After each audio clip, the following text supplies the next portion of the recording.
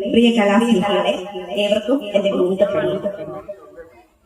രാവിന്റെ യാമങ്ങളിൽ കഥകൾ പറഞ്ഞ് മലയാളി മനസ്സുകളിൽ സാംസ്കാരിക നവോത്ഥാനത്തിന് തുടക്കം കുറിച്ച കഥാപ്രസംഗ തറവാട്ടിലെ കുലപതികളുടെ അനശ്വരമായ ഓർമ്മയ്ക്ക് മുന്നിൽ എന്റെ ഗുരുനാഥനായ ശ്രീ ചവറ ധനപാലൻ സാറിന്റെ ഓർമ്മയ്ക്ക് മുന്നിൽ ആദരവിന്റെ പുഷ്പങ്ങൾ അർപ്പിച്ചുകൊണ്ട് ആരംഭിക്കട്ടെ അഭിവാദനങ്ങൾ.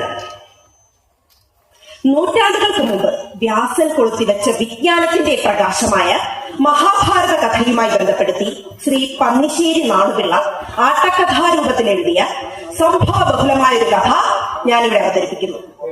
നിഴൽക്കുത്ത്. ഹസ്തിനപുരിയിലെ രാജധാനിക്കുള്ളിൽ അസ്വസ്ഥചിത്തരായി ആരോ ഇരിക്കുന്നു. ചതിതന്മലയുമായി പ്രതികാരദാഹത്താൽ അധികാരമോഹികൾ ഇരിക്കുന്നു. നേരം പാതിരാത്രി കഴിഞ്ഞിട്ടും ഉറങ്ങാതെ ഹസ്തിനപുരം കൊട്ടാരത്തിലെ ഒരു മുറിയിലതാ ആരൊക്കെയും ഇരിക്കും. അതിലൊന്ന് ദുര്യോധനനാണ്, മറ്റേയാൾ ദുശാസനൻ, അടുത്തയാൾ ദുര്യോധനന്റെ പൊന്നമാനായ ശകുനി. ശകുനിയെ അറിയാമല്ലോ.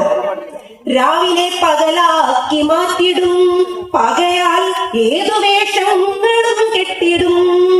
രാവിലെ പകലാക്കി മാറ്റിടും, പകയാൽ ഏതു വേഷങ്ങളും കെട്ടിടും. പതിയിരുന്നാരെയും കിണിയിൽ വീഴ്ത്തുന്ന ചതിയുടെ പേരാണ് ശകുനി.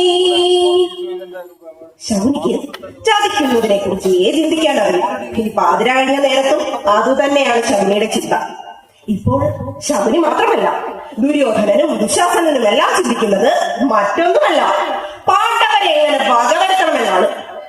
ആലോചനക്കിടയിൽ ശകുനി പറഞ്ഞു, കുഞ്ഞെ, ഇനി അതിനൊരു വഴിയുണ്ട്. വേണ്ട വേണ്ട, അമ്മാവൻ ഇനി ഒന്നും പറയണ്ട. പറഞ്ഞതെല്ലാം ചെയ്തു.